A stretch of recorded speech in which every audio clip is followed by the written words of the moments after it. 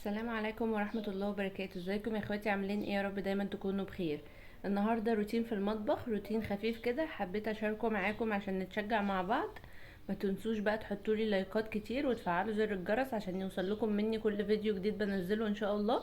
ولو على الفيسبوك حطيلي لايك وشير مع اصحابكم عشان القناة تكبر بيكم وليكم ونفيد بعض. النهارده بقى روتين كده، روتين مسائي.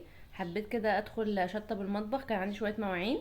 يعني انا عامله الصراحه، يعني هو روتين خفيف عميق الاتنين في بعض. انا حبيت كده اظبطه عشان لما اصحى بقى تاني يوم وكده ان شاء الله يكون المطبخ نضيف، واعرف كده ان انا اقف واطبخ، ويعني يبقى عندي كده راحه نفسيه شويه، عشان ايه ما بقاش مقفوله من المطبخ.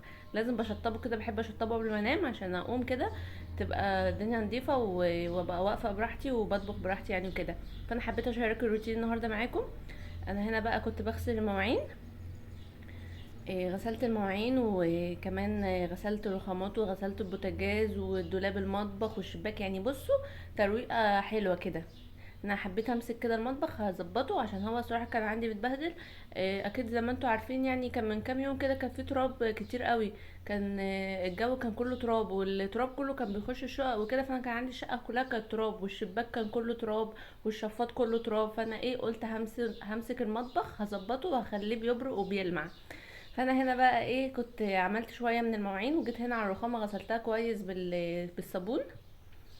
وبعد ما غسلتها بالصابون شدتها الاول بمساحه صغيره، وبعد كده مسحتها بالفوطه عشان لو في اي بقايا صابون في الجناب الفوطه بتشدها.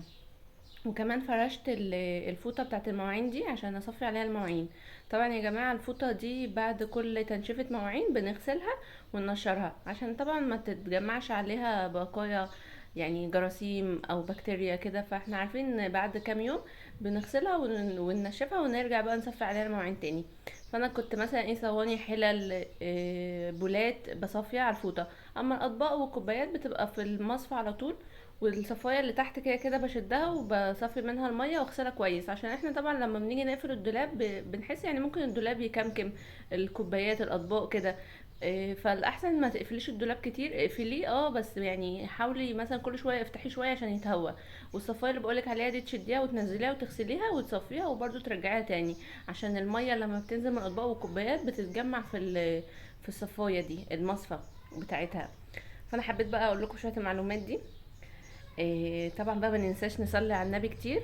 نصلي على الرسول عليه افضل الصلاه والسلام. اللهم صل وسلم وبارك على سيدنا وعلى حبيبنا محمد صلى الله عليه وسلم وعلى اله وصحبه اجمعين. ونستغفر كتير، استغفر الله العظيم واتوب اليه. ونتحوكل كتير، لا حول ولا قوه الا بالله. كثره الحوكله بتبني لك بيت في الجنه. ساعات يا جماعة بسمع ناس كتير قوي بتقول لا حول الله يا رب.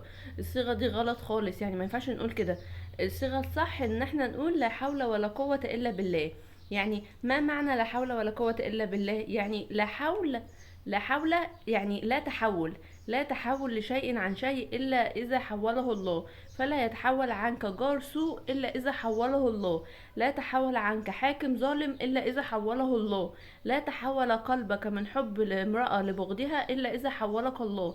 ولا تحول لشخص عن منصب إلا إذا حوله الله. يعني فلا تحول أي شيء عن شيء إلا إذا حوله الله. ولا قوة. ولا قوة لشيء إلا عن شيء إلا إذا قواه الله. فلا قوة لك على تجميع مال إلا إذا قواك الله. ولا قوة لنا على الإجابة الأسئلة إلا إذا قوانا الله. ولا قوة لامرأة على الطبخ إلا إذا قواها الله. ولا قوة لقنبلة على الانفجار إلا إذا قواها الله. ولا قوة لرمية على إصابة هدفها إلا إذا قواها الله، لقوله وما رميت إذ رميت ولكن الله رمى. حبيت أقول لكم كده عشان أنا بسمع ناس كتير صراحة بتقول لا حول الله يا رب، وده غلط خالص. المعنى الصح لا حول ولا قوة إلا بالله. حبيت أقول لكم الكلام الحلو ده. نرجع بقى لروتيننا. زي ما انتوا شفتوا انا غسلت بقى الرخامه وصفيت عليها المواعين، والرخامه التانية برضو نفس الكلام، وبالفوطه بنشف بقايا الصابون. والزهريات الورد الصغيره دي برضو بغسلها كده عشان ساعات بيتجمع عليها تراب مثلا دهون مطرح المطبخ، يعني لازم نظبطها. وبرضو غسلت الخلاط وغسلت الفلتر والحوض وظبطته. والفرشه اللي كانت في ايدي الصغيره دي حلوه قوي، يعني لو لقيتيها عند اي مستلزمات، اي الادوات المنزليه، بتاع الادوات المنزليه، لو لقيتيها هاتيها. حلوه قوي، بتبقى السنون بتاعتها خشنه كده وجميله وبتنضف وبتخلي الدنيا بتبرق. يعني بصوا الرخامه كانت بتبرق. وهنا بقى كان الدواليب، كنت حاسه صراحه الدواليب متبهدله الصراحه. اللون الابيض بيتبهدل معايا قوي بسرعه، اللون الابيض بيتبهدل دهون، واللون الموف بيتبهدل تراب، يعني زي ما انتم شايفين ان اللونين بيتبهدلوا بسرعه. فانا ايه بحاول بقى ايه كل اسبوع كده، يعني ما اكدبش عليكم، كل اسبوع كده اسبوع ونص بغسلها كده بالليفه والصابون، وبخليها بتبرق كده وبتلمع زي ما انتم شايفين. يعني انا صراحه بيتبهدل معايا بسرعه قوي، فبحب اغسلها كويس واظبطها، وبعد كده بقى انشفها وبتنضف وبترجع معايا زي الفل. زي ما انتم شايفين انا غسلت بقى الادراج كلها، وهنا الادراج برضو غسلتها وخليتها نضيفه. وبمنديل بقى، بمنديل بمسح الصابون اللي انا عملته. صراحه بحب المنديل عشان بيلمع، يعني بيشيل الصابون وبيلمع، غير لما بعملها بفوطه. الفوطه بحسها مش عارفه مش بتنضف حلو. الفوطه بتنضف البوتاجاز وبتخلي البوتاجاز ينضف حلو وبيلمع، اما المنديل في الدولاب بيخليه بيلمع وجميل. وهنا بقى جيت على البوتاجاز وغسلته كويس جدا. طبعا يا جماعه معايا حديث حلو برضو، حبيت اقول لكم الحديث ده. بسم الله والصلاه والسلام على رسول الله صلى الله عليه وسلم. الرسول صلى الله عليه وسلم كما رويت عنه السيده عائشه رضي الله عنها، كان يكثر قبل موته من قول سبحان الله وبحمده، وقول استغفر الله واتوب اليه. قالت يا رسول الله انك تدعو بدعاء لم تكن تدعو به من قبل. قال انه ربنا سبحانه وتعالى اخبره انه سيرى علما في امته، فاذا راى ذلك العلم يقول ان يسبح بحمد الله وان يستغفره. وتلا قوله تعالى اذا جاء نصر الله والفتح ورأيت الناس يدخلون في دين الله افواجا فسبح بحمد ربك واستغفره انه كان توابا. صدق الله العظيم. يبقى انه كان يكثر من قول سبحان الله وبحمده، وقول استغفر الله واتوب اليه. كمان كان يكثر ايضا رسول الله صلى الله عليه وسلم في ركوعه وسجوده من قول سبحانك اللهم وبحمدك اللهم اغفر لي. يعني برضو تسبيح واستغفار لربنا سبحانه وتعالى في الركوع والسجود، سبحانك اللهم وبحمدك اللهم اغفر لي. وكان يكثر ايضا من قول سبحان الله وبحمده وقول استغفر الله واتوب اليه. حبيت اقول لكم الحديث ده حلو قوي الصراحه يعني. ونخلي دايما كده على لساننا على طول واحنا شغالين في شقتنا وبننظف، يعني على طول نخلي دايما على لساننا الاستغفار. طول ما احنا شغالين نقعد نستغفر كتير، نتحوكل كتير، يعني نخلي الاذكار دايما كده على لساننا على طول. نرجع بقى للروتين بتاعنا. انا هنا زي ما انتم شايفين، زي ما قلت لكم، كان عاصفه التراب اللي كانت جايه لنا دي من كام يوم خلت الشقه عندي كلها تراب، حتى الشباك والسلك والشفاط كان متبهدل. يعني كانت الدنيا عندي كانت غرقانه تراب، فانا قلت ما بديهاش بقى، انا هقوم وهنضف المطبخ واخليه زي الفل زي ما انتوا شفتوا معايا. وبرده بالليفه والصابون غسلت الشباك كويس جدا وخليته بيبرق، يعني غسلته كويس. وبعد كده جبت المنديل، برضو المناديل بتنشف وبتخلي الحاجه حلوه.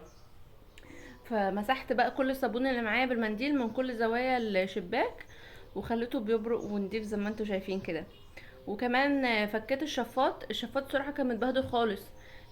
فكيته بقى ونزلته ونضفته بخلطة كده حلوة. كنت حاطة مثلا في بولة حطيت فيها شوية مية وشوية خل، شوية ملح ليمون، شوية بيكربوناتو، وشوية بيكنج باودر. بيكنج باودر بيخلي الحاجة بتلمع وبتبقى حلوة قوي. وطبعا غسلت كويس جدا، والصابون طبعا اهم حاجة.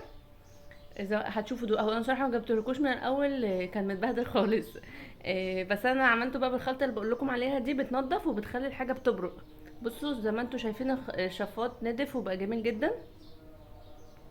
شفطته وشطفته كويس بالميه، وهسيبه بقى على جنب لحد ما يتصفى من الميه، وبعد كده هعلقه. هنا بقى برضو التلاجة بالجلانس والمناديل لمعتها كويس جدا وخليتها جميله وبتبرق. انا بقى ايه بشغلها على كله بقى، فقلت ايه ما جاتش على التلاجة، نضفتها هي كمان. ده بقى روتين النهارده، اتمنى كده يعجبكم وتقولوا لي ايه رايكم فيه. وده كان شكل المطبخ النهائي. بصوا الدواليب نتفت وبقت جميله ازاي. صراحه انا بحب المنظر النهائي ده. والحوض نضف، ودي المواعين اللي هصفيها، والشباك اهو، والشفاط بقى جميل برضو ونضيف، والبوتاجاز غسلته وباب الفرن.